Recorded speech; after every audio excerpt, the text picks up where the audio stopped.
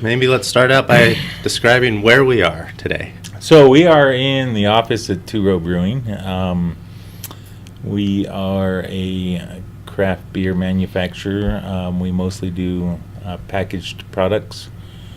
We have a bottle shop, not a tap room. Hopefully we're working on a plan to implement a move, so we'll have to move the entire brewery, so it's kind of a big project to move the brewery and hopefully be able to do that next year. Okay. And add a tap room to that. Nice. So yeah, we're here. Midvale right now is the current location. Maybe we'll get into Two-Row in a minute, but I'd be interested to just know a little bit about your history, Brian. Your path to becoming a professional brewer, how you got there, how you got to where you are today. Mm-hmm. Well, I've been self-employed most of my life, so I've always been very entrepreneurial, and I've started several businesses from scratch and have grown them. The last one I ended up selling to start this business.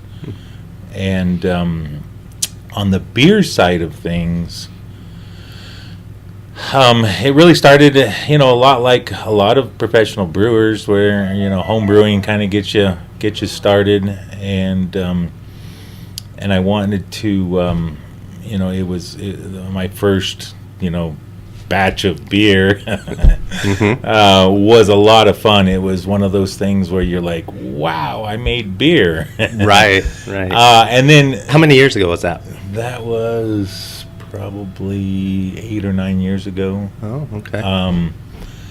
But the aha moment is when you're like, wow, this is great, but I really want to make better beer.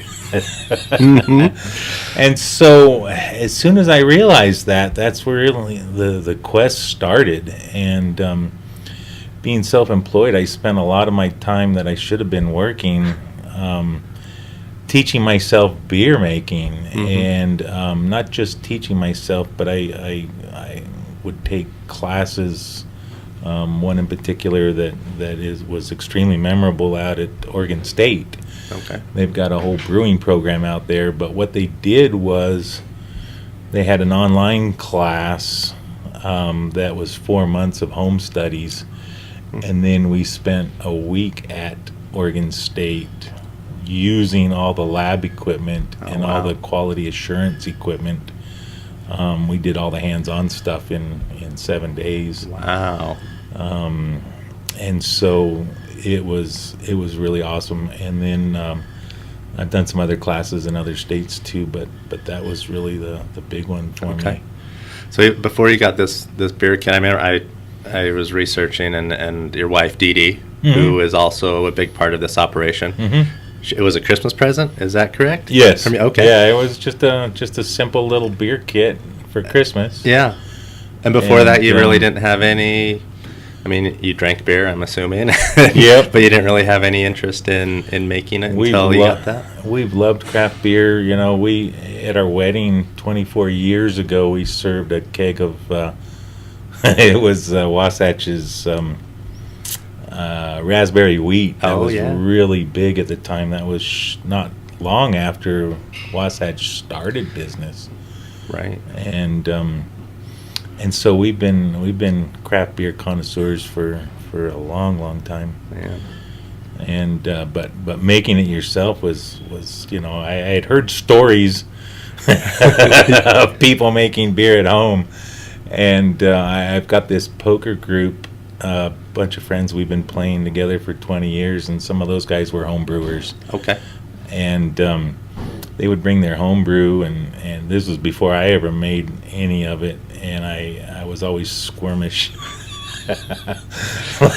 I don't know about that. Yeah, I mean, you do hear the horror stories about the bathtub beer in the olden days, and so how? So you knew that's not what you wanted to make, right? When you got your kit, you said, "I want to do this the right way." Well, there was really only one way. It was this extract in a can, and Sure. you boiled it on the stove, and Yeah. and threw in the yeast and crossed your fingers. Beer can be as simple or as complex as you want to make it. Like I said, you can make, anybody can make beer with a $40 homebrew kit. Sure. Where it comes to making great beer, that does take time. But I had time. My business at the time really kind of ran itself. Okay. And I was able to concentrate on beer. I had become member of 2 different homebrew clubs in the state. So I just loved the homebrew club meetings. And you were learning from them, bouncing ideas off of them. Exactly. And then taking classes. I read every brewing book. Couple of them I probably read 5 or 6 times. Wow. One of the greatest books that I've studied in depth is the Chris White's yeast book. Okay. It made the biggest improvement in my homebrew of anything I'd ever done, and I think I was the only homebrewer that was actually had microscopes counting yeast cells for homebrew pitches. Right. I mean, who does that? I Yeah, guess most that's people just count on whatever's in the pack.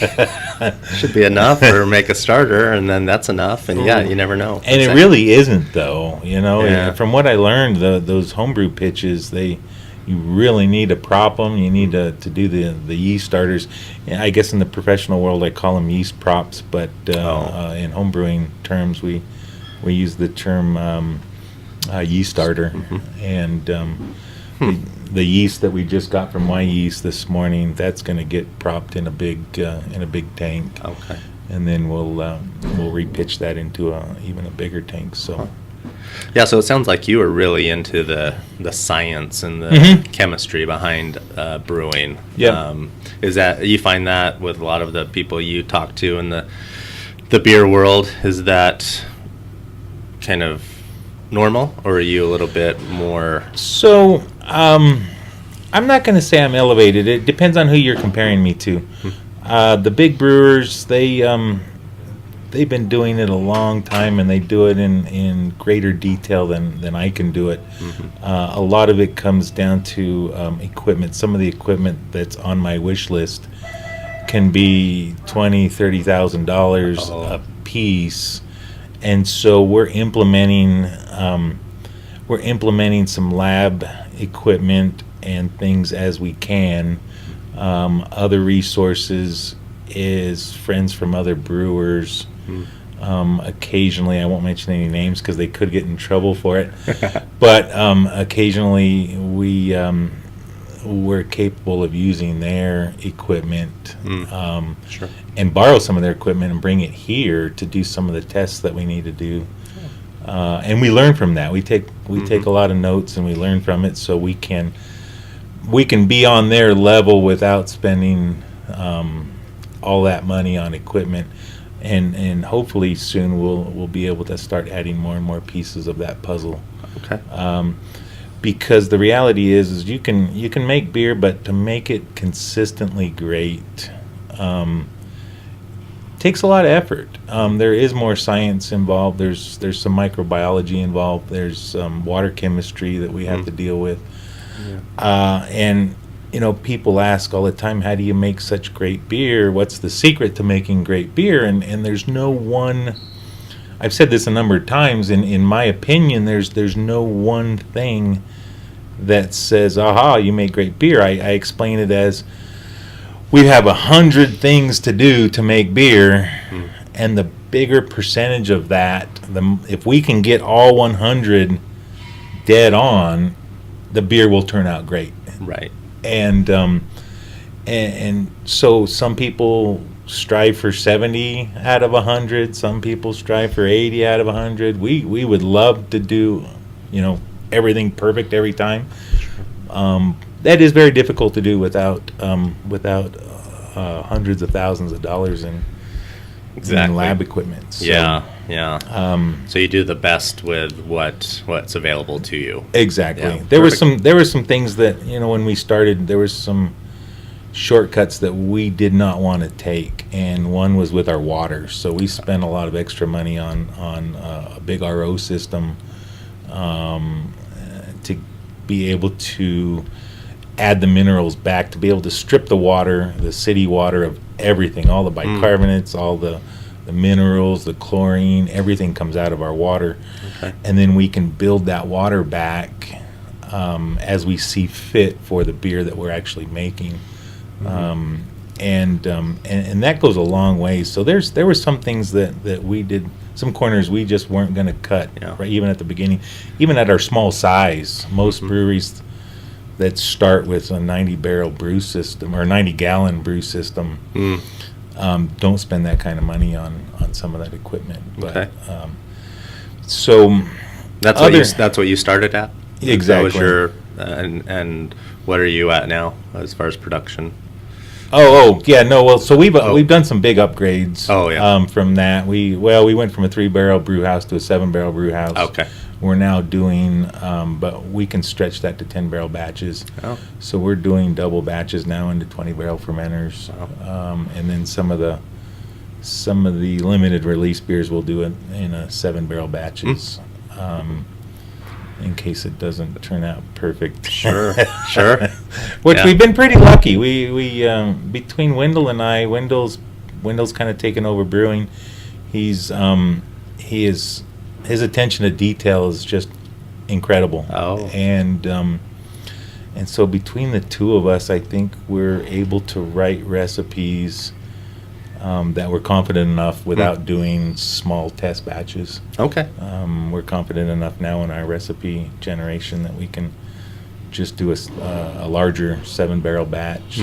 7 barrels large to us, but Yeah, I mean, but small to most others. But I don't know. I like the small batches better, honestly, because it keeps it fresh. Instead of doing one giant 30-barrel batch or a couple 20-barrel batches that sit around for months, we can turn our beer over much quicker. It stays fresh. It stays.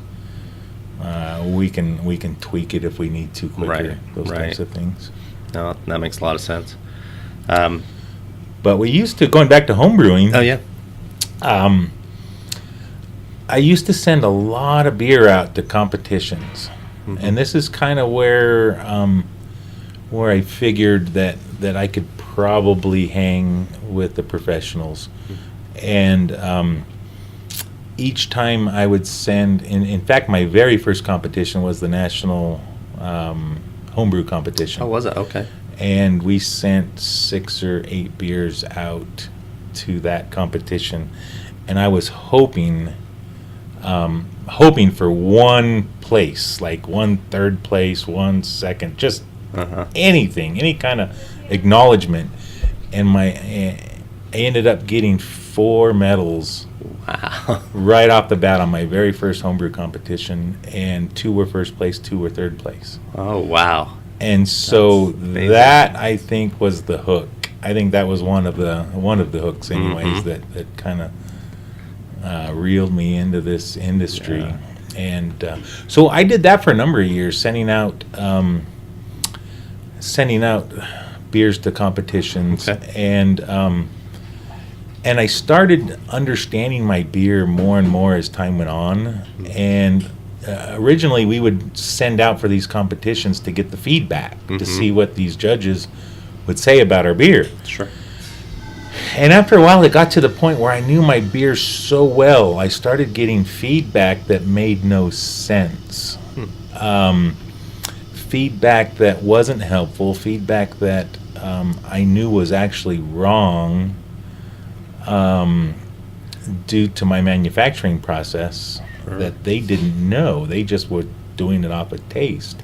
Oh. And so I started giving up on the competitions because I wasn't getting feedback to make the beer better. So one of the big things that I did at that point was I actually became a certified judge. And And that made a huge difference, because now I'm forced to taste other beers and come up with solutions and taste the problems or not problems, Right. because when you take that tasting test, you sit down. I there was only 11 certified judges at the time that I got my certification in Utah. Mm-hmm.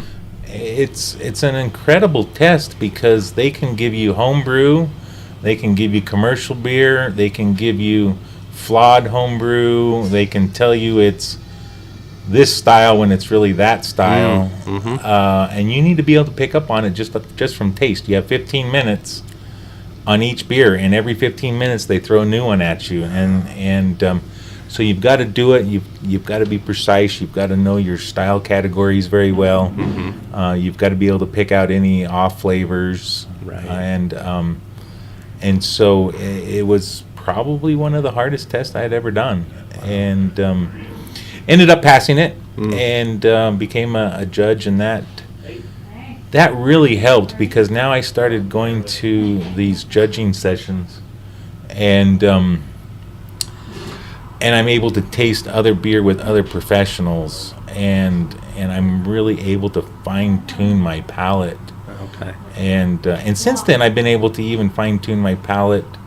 It takes a lot of practice, but at this point, we can start tasting water chemistry, and a lot of times I can tell you if the water is treated or if it's started as RO, whether it's high in calcium sulfate, whether it's high in calcium chloride, whether it's balanced water. Wow. And that's just from a lot of practice. tasting and practice. Yeah. Wow. Yeah, just a lot of practice. And yeah, because I know a lot of people will say, "Oh, I don't have a palate for beer, or to taste like the different flavors or intricacies of whatever it might be." But you say that you can learn that; it can be learned. It definitely can be learned. Yeah. And one of the craziest things that happened to me over years of judging was judging the Beehive Brew Off.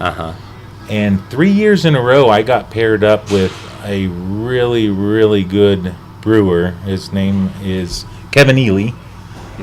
He was the head brewer at Uinta. Right. Has since started his own brewery. And the first year that I judged with him, it blew my mind at what he was able to pick up. Really? And I was clueless. I was lost. And just to follow him and taste, some of these problems, and he would tell me what it was. And then the next year, I got paired with him again. Fortunately for me, because he's just brilliant.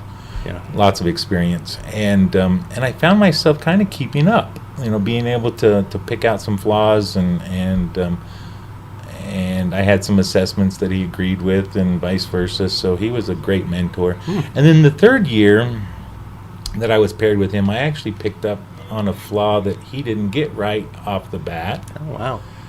And that'd make you feel good. And then he, he's like, "Wow, absolutely right." And so that was a great thing for me, and I'm not sure he realized what a big impact that was.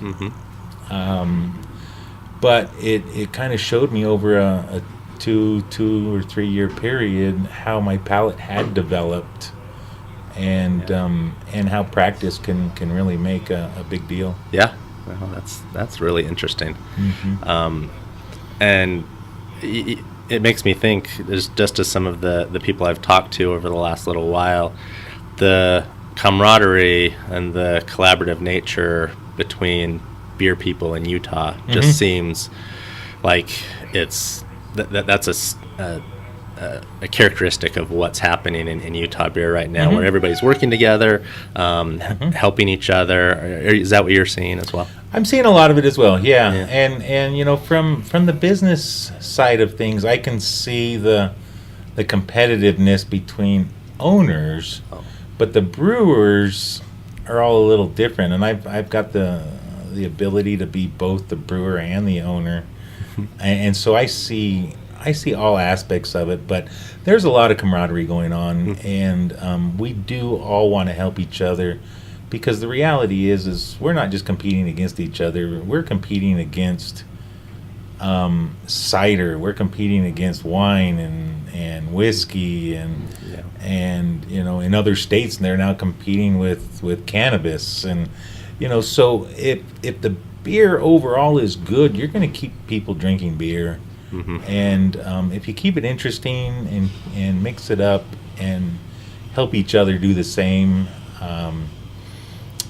it really can, the old adage of the rising tide, how that Oh, works, but yeah. Like, it's true. floats all ships or something. It's true. Yeah. I'm a little competitive, business wise, Mm-hmm. but I see the positives of collaboration beers. I see the positives Yeah. of helping each other out. If I need German hops, I go up to Bohemian. If they need American hops, they come down here. Right. There's a lot of ways we can help each other. That's very cool. Very cool. Before I move on to talking about the two-row story specifically, which breweries or beers influenced you most as you were starting this journey? Is there one that you can think of? When I was going to school in Corvallis, we spent a lot of time at the different breweries around that little town. Mm-hmm. And Block 15 was one that was always on my radar. At the time they did the first collaboration, the three-way IPA collaboration, and they had done it with Fort George up in Astoria, and those IPAs coming out of there were just amazing. Really? And I had access to Russian River Mm-hmm. from here. I've got a friend that lives in Santa Rosa that would send it to myself and my brother. Okay. And so Pliny the Elders, dear to my heart, of course. Yes. And then, we did a lot of beer tours in Denver as well. And some of the breweries out there. Avery was a big one for me. I haven't seen their new place, but their old location was really similar to what I'm in here. Multiple small, 2,500 square foot units where they started in one just like us. They took the one next to them, and before they knew it, they had the whole building. Wow. And then they moved into the next building, and then the next building. They had 12 small units just like this. Uh-huh. And they were doing and all the fermenters were out in the parking lot. Wow. And so to see a brewery do, almost 50,000 barrels a year out of an original establishment like this was mind-blowing to me. Mm-hmm. And since then, they moved into, I understand, like a 75,000 square foot new building that's just state-of-the-art. Oh, yeah. And so it's almost a rags to riches type story, although they've done it well from the very beginning. Yeah. To see somebody take that big a step was very inspiring. Yeah. And other breweries down there too, Breckenridge, and there's several out there in Denver that I've always kept a close eye out on. Okay. Perfect. I mean, you've been in Utah for several years too, Mhm. right? How long have you lived in Utah? Lived on here almost 28 years. Oh, okay. Yeah, so we've been here All right. for quite a long time. Okay, so the year's 2014, and a key driver for the two-row story. You've told this story many times, but I'd like to hear it as well. Finding the used equipment online. Just take me through what was happening in your mind at that time. Well, it was crazy because I can vividly picture me sitting in my desk at my old business, as I did many days prior, and I used to love just to scour through the Pro Brewer ads, and so we'd get online and I'd see all this equipment, but in 2014, used equipment was almost impossible to come by, and there weren't enough manufacturers making fermenters and brew houses at that particular time, so to get a new system from anybody, there was 6 months to a year wait. It was almost like buying a Harley Davidson in the 90s. You had to get on lists and wait and wait and wait. So you can imagine the used stuff was selling for as much as new if it were available right now. And with all the breweries starting to pop up, there's been a lot more since just in the last few years. Right. It's almost doubled, but even then there was tons of people looking for used equipment or looking for any equipment, new or used, whatever they could get their hands on. Yeah. I had priced out this little 3-barrel system from Stout and Brewmation. They do kind of a combo package. They're separate entities, but one focuses on the hardware and one focuses on the software side of things. And I had priced it, brand new, and so I kind of had an idea of what direction I wanted to go. And one morning I go in and I decide to take a look and see if anything new has popped up. And sure enough, this system that I had priced out brand new was available. Wow. And I looked at it, and all the equipment that he had was exactly what I had envisioned starting with. And so and I knew what all that was worth. I had quotes for that exact same setup. Right. And so So was this somebody who had given professional brewing a shot and it just didn't work out for him? Yeah, it was a pizza place. I could probably speculate all day on what happened, but they had started the pizza joint. It was in a small town, a small college town, and they thought craft beer and gourmet pizza is kind of what they called their pizza. They're supposed to use artisan these days, right? Instead of gourmet. Gourmet is the old term. Sure. Now it's artisan, and next decade it'll be something else. Yes. Artisan will be old. But so I was just kind of daydreaming. I'm like, oh, they probably want new prices for this stuff, and I would turn the computer off or I'd turn the screen off and kind of walk away and do something else for 10 or 15 minutes, and then I'd start thinking about it again. and then of course you'd start daydreaming, like, oh, what if I could get it for half price? Would that be what it takes to get me to pull the trigger? And 15 more minutes goes by, and I'm like, well, you're never going to know if you don't call them, you dumbass. Pick up that phone and dial that phone number. So I did. Okay. And we talked for a minute, and I said, so what are you looking to get out of this? And that half price came out of his mouth. And I remember instantly my heart starting to pump out of my chest. And I said, okay, well, let me think about this, and I'll call you back. And I picked up the phone. I hung up. I picked up the phone. I called my wife, and I said, I found a brew system, and it's cheap, but it's going to be gone by tomorrow. I guarantee it. And she's like, well, you better get your ass out to Atlanta then. It was in Atlanta, Georgia. Oh, wow. And so I said, do you want to go? And she's like, yeah, let's go.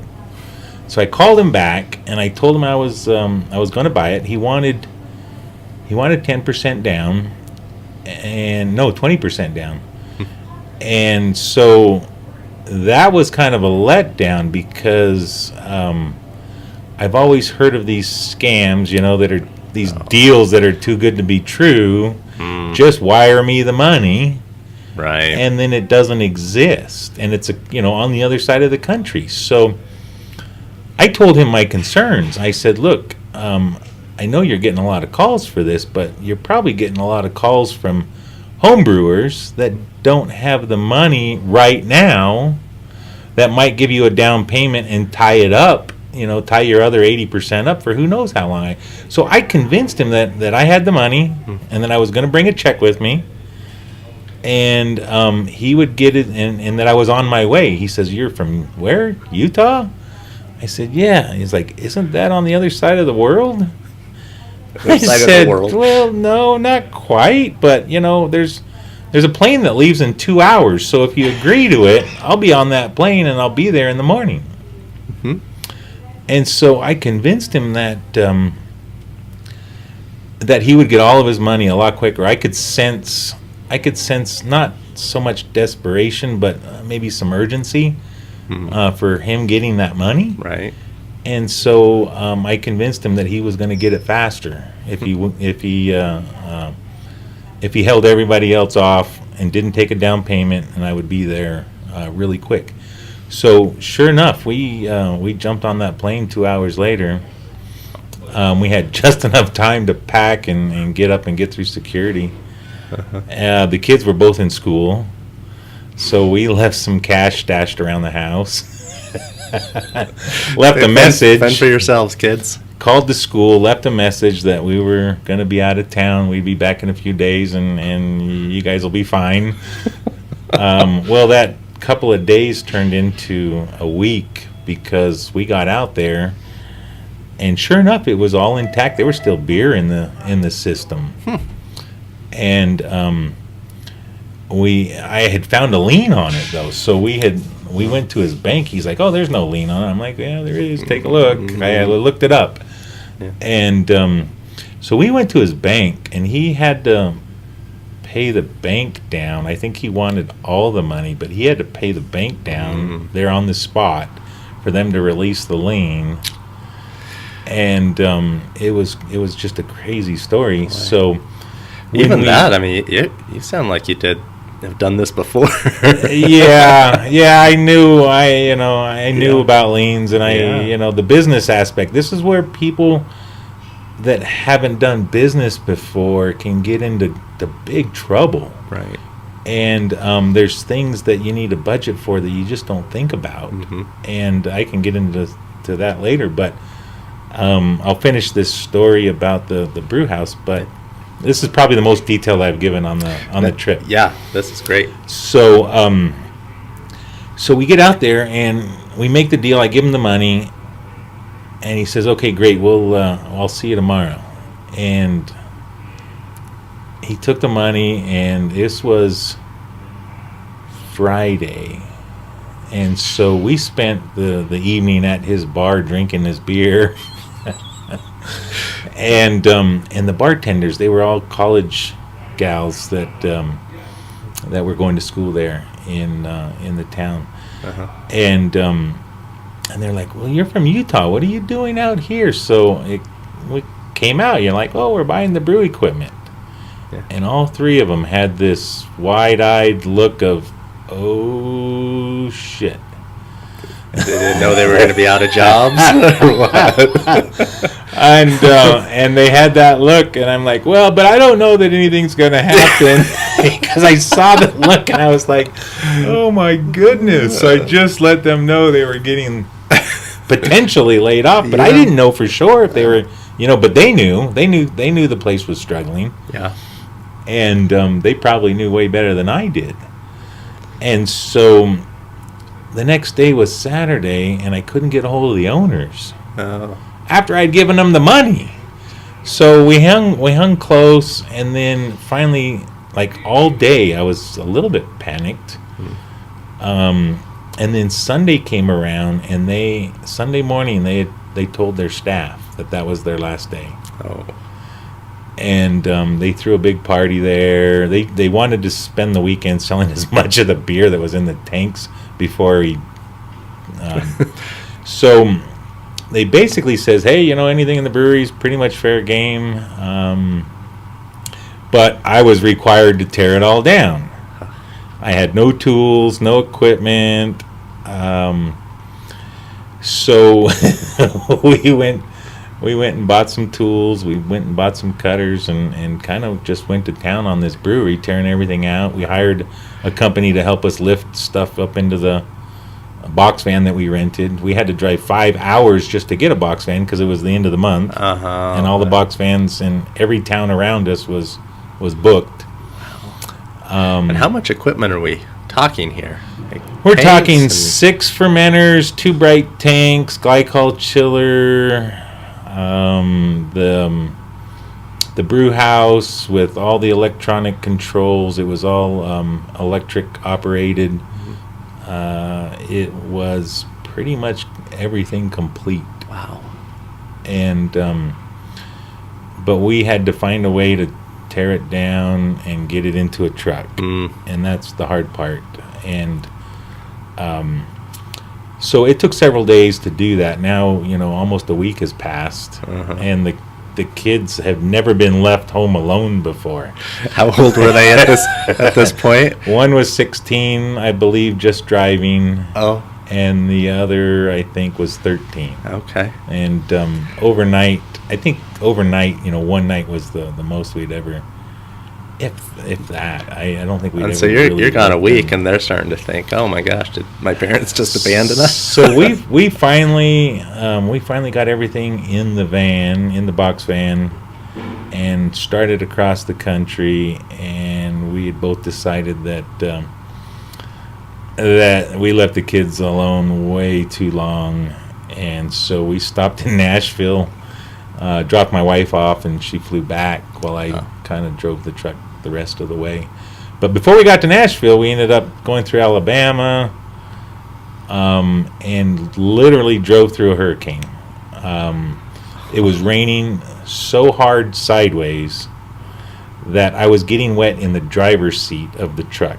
The wind and the rain literally blew through the door seals of the truck doors and was dripping. And we didn't realize that was a hurricane. And the valley that we had gone through at the exact same time a hurricane had gone up through that valley. Wow. Not hurricane, tornado. Sorry. Yeah. And it was ugly. But so anyway, we made it back and unloaded the equipment, and said, well, we got 2 choices here: start a brewery or resell this equipment for a hefty profit. Because Sure. I think I could have made, a really good profit off of it just flipping it. Right. And of course, you know what I did. We weren't going to flip it. Yeah. We Yeah. wanted to make beer really bad. That's great. That is a fantastic story. You probably thought after all that, oh, it's going to be easy from here on out. But that was probably just getting started. Right? Yeah, those challenges of that trip and getting the equipment was just the beginning. There's been anyone that started a brewery in Utah knows what a challenge it is, and it took a long time, and that's one of the things that it was probably the only thing in our budget that we didn't account for was the length of time that it took. And we call it burn rate now, is how much money are you going to go through every month before you're up and running and finally making beer and trying to make a profit. And that year, between rent and payments, that was $60,000 that we didn't account for. Wow. Fortunately, we accounted for a lot of other things, and then had a lot of extra to work through that on. And but that's one of those business things that that people don't think about in advance. Right. And so how did you land in Midvale? Was that a conscious decision? So I've lived in Draper, most of my time in Utah, and Midvale was open to the idea of having a brewery. A lot of the, and a lot of the cities in Utah aren't that open to alcohol establishments. Sure. And so your choices were limited. We're seeing the last few years really start change and get a little better. But Midvale was open to it, and I needed a smaller place, a more affordable place that had a large amount of electricity. I needed 3-phase power, which you can only get in an industrial area. Okay. And being closer to home was kind of a bonus as well. Okay. So we knew we wanted to be more of the Uinta business model, mostly packaging. We didn't want a restaurant. The funds weren't really there for a restaurant anyway, but we always felt that Uinta has done such a great job growing over the years, and they've done it without a pub. And I think a lot of their customers appreciate that. They're not competitors. They're not buying beer from someone who's taking their customers on the restaurant side of things. Sure. And so so it's only been recently since they did open up a pub, right? But for most of their history, they were strictly packaging. Only. Yeah. Okay. And we didn't want to do 4% beer at the time either. We wanted to focus on. We knew we could only make so much beer, so we had to focus on first and foremost, our reputation. So we also noticed that the breweries that started with just 3.2 beer didn't gain a quick, great reputation, where others that had gone the full strength route. I hate the term high point, because it's not high point. It's regular beer. It's regular strength beer. Sure. And in Utah, beer is defined as 3.2 beer, and heavy beer is everything else.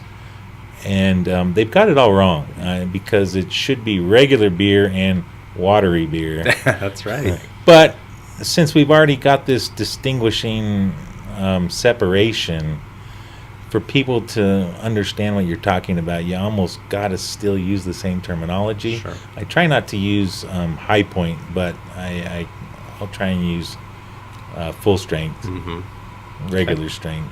Yeah. Well, that's a nice segue into talking about the beer specifically. When you started, opened up shop, sold your first bottles in 2015. Is that right? Seemed like right from the beginning you made a name for yourself in the IPA world. IPAs, like the majority of craft beer drinkers, IPA is the biggest category in craft beer by a long shot. Yeah. And my palate was really no different. I really tried to seek out. I traveled a lot, so to get that full flavored IPA, that fresh draft experience that you can't get here. Every time I was out of town, I tried all the IPAs in that town, all the beer bars, all the breweries, and IPAs were just my thing. Right. And so I wanted to try and bring that fresh IPA experience to Utah, and really focus on that fresh experience, keeping things cold here. The trouble with it is you've got to rely on people to come to the brewery to buy it. But once people get a taste for it, it's hard not to go out of your way for it. Yeah. And so we felt that it would still be fine. And when we put Random and Accelerator into the DABC stores, we kind of had to downsize them just a tad on the hops and the dry hopping, and then for shelf stability, because these things, they sit warm in the warehouse for 2 months before they even get to a store shelf. Right. And so we started filtering the beers that went to the liquor store and that sort of thing. Since just this week, we've hired a distributor to start they're going to store our beer cold. Oh, good. We've got 6 products now in the liquor store. Feeling Hazy, Tastes Like Citrus just got accepted. Great. So we're going to send those to a distributor, and they're going to keep them in their cold room and then deliver them straight to the individual liquor stores. So they're going to bypass that 2-month storage wait in the warehouse storage. Oh, that's perfect. So we're excited about that. Yeah. And now we can finally put an unfiltered IPA back through the liquor stores. So that then, I mean, realistically, it can be nearly as fresh as you would get at your brewery here. Pretty close. Okay. Yeah, pretty close. That's good. And so we're thrilled about that. Yeah, that's good. And how close, when you started with Accelerator and Random, how close were those to some of your homebrew recipes? Were they homebrew recipes? They were. Oh. But both of those beers got a lot of tweaking over the years. We've tweaked those quite a bit, and sometimes we found at the time we had put so many hops in Random that, the beer enthusiasts, I try not to use the term beer geek, but the real true enthusiasts, they absolutely loved them. But we started hearing comments of, the hop flavor was just too much. And so we looked at some of the big selling IPAs in Utah through the liquor store, and we made them a little more palatable, a little more drinkable, and we made them in a manner that you could drink 2 or 3 without palate fatigue. Sure. And that kind of hurt to do that because I really liked that in-your-face hop flavor, but we realized that it wasn't for everybody, and if we were going to expand our horizons and sell a product that we could actually be profitable with, Sure. We needed some changes. So Right. that gave us an opportunity to come out with some new ones, though. Oh, good. And continue we try and keep the beers, the IPAs here, the fresh ones, for the enthusiasts that are willing to go out of their way and come here to pick them up. Mm-hmm. And so we decided we had several different markets, several different customer bases that we needed to appeal to, Okay. and different products will do that. Yeah. Can we talk about labels briefly? Yeah. I think you just have some really cool labels. We waited a little too long to start in on the labels, so I kind of felt panicked, and we didn't realize that labels was a long process. And so we had called a few people that did that type of artwork, and my first person that we had do labels, she convinced us that she was really good, and she said, my fee's not cheap, but you're going to get a great product. And I said, well, that's fine. I don't mind spending the money, but because this is really the face of our brewery here. Sure. And so we started with 4 products. So I told her about the products, and she gave us the first designs of them, and to me they were awful. They were so bad. I felt a high schooler could, in art class could do better. Right. And so, and I had already paid her half down. And I thought, well, whatever. I can't do this. And, most of the time I would think, okay, well, why don't we change this and fix that? But it was so bad that there was no fixing it. I had to end the relationship right then and there. We were done. Yeah.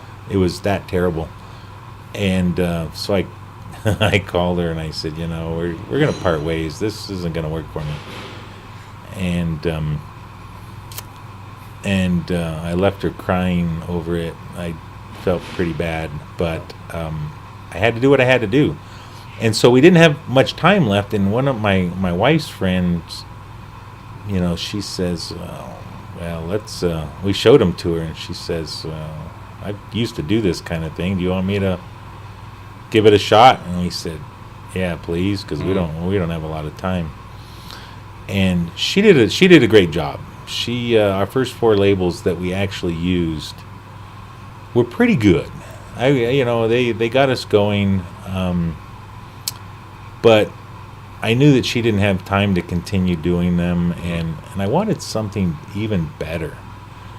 And so I spent a lot of time scouring the internet for label people, and I found this guy who lives in the Philippines, and there was a website where they actually do a contest, and you put up a bunch of money, and you have all these designers do labels, and you pick the best one, and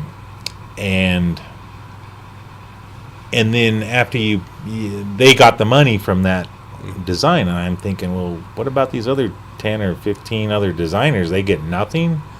I didn't really like that idea that much, so Yeah. I thought, I bet I can hire these guys direct.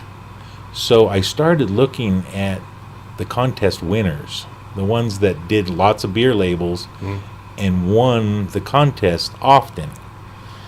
And there was 3 or 4 that were good, but then I found this other guy that was just amazing.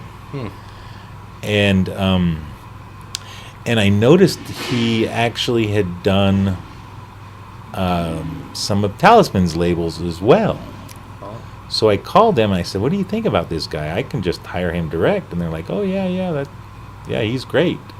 So I called him and I just said, "I don't want to do a contest. I just want to hire you to do my labels."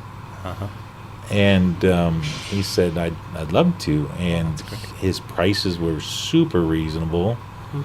And even if I didn't have a real specific idea, I could give him a general idea of what I was thinking, and he would do the label, and every single time they'd come out perfect, and to the point where they were so amazing that I never changed anything on any of them. I just let him do his thing, and when he was done, I paid him, and he's been a fantastic person to work with as well. Great.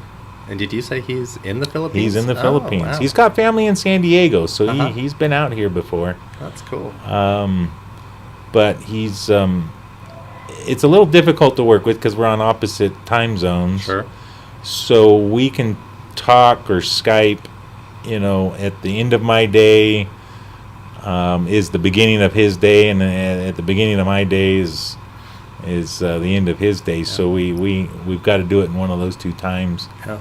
Otherwise, it's all just email. Sure. And I sometimes I even tell him, I'm like, I don't really have an idea for this, but he's like, I got you. Don't worry. Well, they're great. I mean, they stand out, especially in today's day and age, where you need that immediate recognition on a shelf, and especially social media. I mean, people love taking pictures of colorful, cool things. So, I just talk briefly maybe about how you're getting known on social media. Well, like for instance, I was going to say one more thing about the label. Oh, sure. The Feelin' Hazy label. I knew I didn't want a character on it that time. I just wanted the name to stand out big, and I wanted it to be tie-dye somehow. Yeah. And so there wasn't any conflict with trademark. He actually did his own tie-dye. He tie-dyed a shirt and digitized it, enhanced it on his computer, so there wasn't any trademark infringement. And That's he incredible. took pictures of the tie-dye that he did to prove it. And so he's a very, very smart individual. I'd say.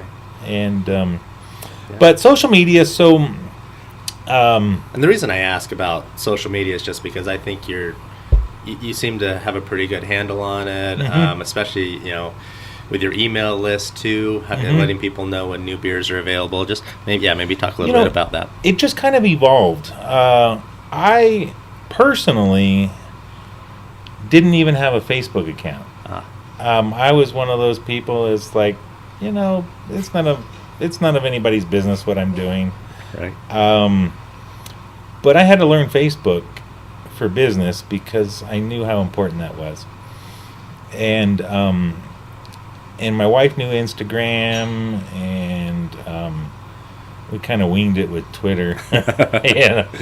But the email list kind of came out because people, when they come into the bottle shop, we could interact with them and ask questions, and some people didn't know about new releases. They're like, how did I miss out on Dark Alley? I would have loved to come down and buy some because we sold that out in one day, our first couple of batches. And that kind of dawned on us that there's a lot of people that are just like I used to be that don't do social media. Right. And so that's where the email list evolved. And we use Constant Contact with that, and I was familiar with that from some other businesses. Mm-hmm. But I had never really needed social media for anything until now. And so we're kind of self-taught that way. And I know we could probably do social media a little better.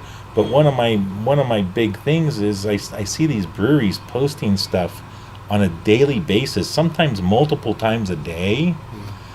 And to me, that's just overload.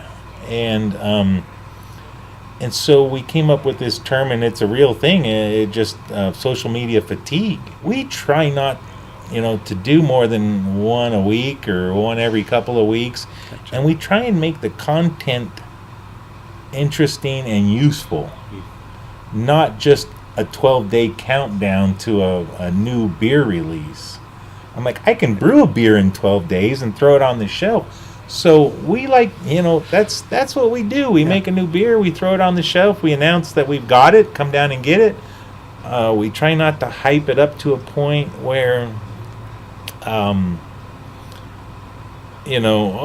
down and get it quick, it's going to sell out. It's just games. And we like to take the no-nonsense approach that we're going to tell you when we've got something new. If you make it down before it sells out, great. If not, wait for the next beer. Yeah. And we find that our interaction with our posts are much greater than if we were to post 4 or 5 times a day. And people get post fatigue, I guess is the term. Yeah, I mean, there's a lot of noise right now, and it's tough for people to keep up with. So when you're posting just when it's important or when you really have something to say, people are more likely to pay attention, I would think. Yeah. And that's the approach that we take with it. Sure. We don't have a professional marketing people doing it, but we do try and keep it relevant, keep it interesting. Yeah. And that's kind of how we do social media. Perfect. So before we go, I'd like to talk just briefly about the craft beer landscape in Utah. Mm-hmm. So when you opened up in 2015, even 3 years ago, it's completely changed, it seems like. There's no doubt. A dozen breweries have opened, and it seems like. And there's a bunch more coming. Yeah. There's several openings. So you were kind of on the forefront of this new wave, it seems like. Mm-hmm. But how has it changed for you even since you opened? What are you seeing different now, or better, worse, anything? Well, so I follow the Brewers Association fairly close, and they're pretty good at predicting the trends. They have a lot of paid people on their staff working on craft beer only, issues. And we know moving forward that the big craft brewers are going to struggle with all these openings. There's a few things that we have to get right. And first and foremost is the beer.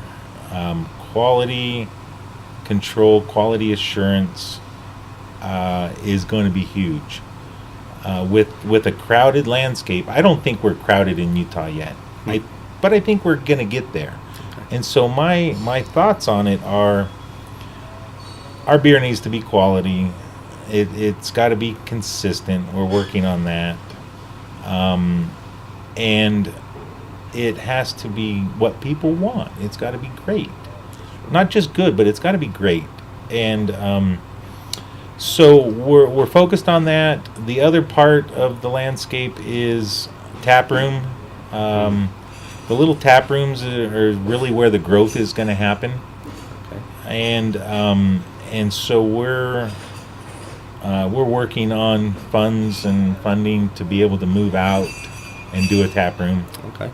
That's really big on our list. So hopefully that'll come real soon.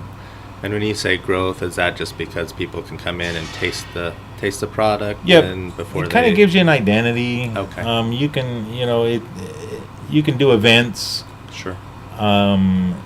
People get to know you if they're able to hang out in your brewery. Yeah. It's more of a local kind of thing. I believe it's more of a beer drinkers, craft beer drinkers especially, they want to deal with someone they know. They want to buy their products. They want it to be personal. Yeah. And on a large scale brewery, that's difficult to do. Mm-hmm. But that's why the industry's growth is really coming from the small brewers. And so getting a tap room and getting an identity that way and having a place to hang out, Mm-hmm. And get to know us and get to know our brewery Yeah. better instead of just buying beer and taking it home. Right. Do you have a target on when you'd like to see that happen? We're hoping for this time next year. Okay. That's kind of what we're shooting for. And I'm sure that too is a process with a lot of paperwork involved. it's a huge process. Yeah, it's like starting all over again. Yeah. So that really should be in place for us to continue to thrive. My thoughts, and I've told a few people this. My thoughts are breweries are going to be a lot like restaurants. You're going to have openings and you're going to have closings.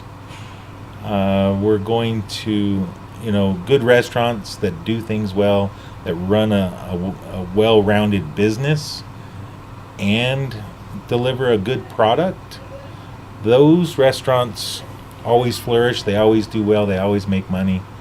The ones that don't do it well tend to go out of business. You see a lot of turnover in the restaurant industry.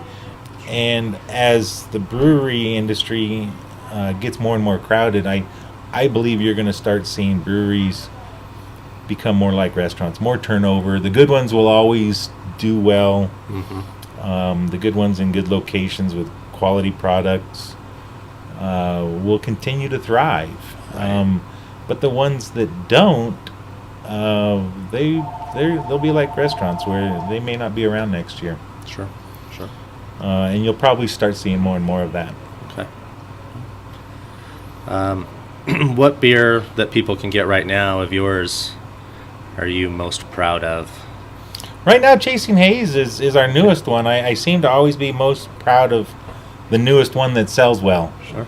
Before that, the Breakfast Stout was awesome. I absolutely love that beer. Mm-hmm. We were able to do some tweaks. We changed and tried a batch with Mill Creek coffee and Mill Creek cacao. Mm-hmm. So their chocolate has given this a new dimension in this rich chocolate flavor that we get out of it now. Yeah. And then the aroma and flavor from the coffee is we just love that beer. Yeah. And we're going to continue to do new recipes and come out with new beers. The hazy beers are kind of our thing at the moment. It's I'm not going to call it a trend. I think it's going to be around for a long time to come. I don't think it's going anywhere. And so we want to be at the forefront in Utah on that type of beer. The neat thing about being small, we can change these recipes up quickly. Right. We can follow the trends quickly. We can try new things. Once we have a tap room, now we can try new things and get customer feedback as they're drinking them. So that's kind of a important metric for us to be able to do that. So that's one of the reasons why we're striving towards a tap room. Yeah. Well, this has been fantastic. I've learned a lot today, and I'm just it's exciting to see your success. Could you have imagined this is where you'd be when you started home brewing 8 or 9 years ago? Was this the ultimate goal for you? So being in business for myself and starting new businesses, I've started several. It wasn't long into the home brewing that I felt that it really could be. So I almost have to say yes from the beginning, almost. To take, and I've been known to take hobbies to their limits. And if you were to have walked into my garage 4 or 5 years ago, you'd understand that my hobbies I kind of go crazy with them. In 2008, 2009, during the Great Recession, I don't know what you might want to call that, Sure. but Yeah. I needed to find I always had expensive hobbies, whether it be RVing or expensive Jeeps down in Moab, things like that. I always had expensive hobbies, but brewing in comparison was cheap, and I found how much I enjoyed being in the garage on a Sunday afternoon, making beer with the radio going, and I just found some peace being out there trying to perfect some recipes, and it was a lot of fun, and I knew pretty quickly that it could happen someday, that I may take that leap. But it was tough because my kids were a little bit older and a little more demanding and a little, financially, if it didn't work, my kids going to college may have been entirely on them. And There's definitely some risk involved. so we put it all out there again at a time in our life that maybe we shouldn't have. But I think we felt we were pretty confident that we could do some good things.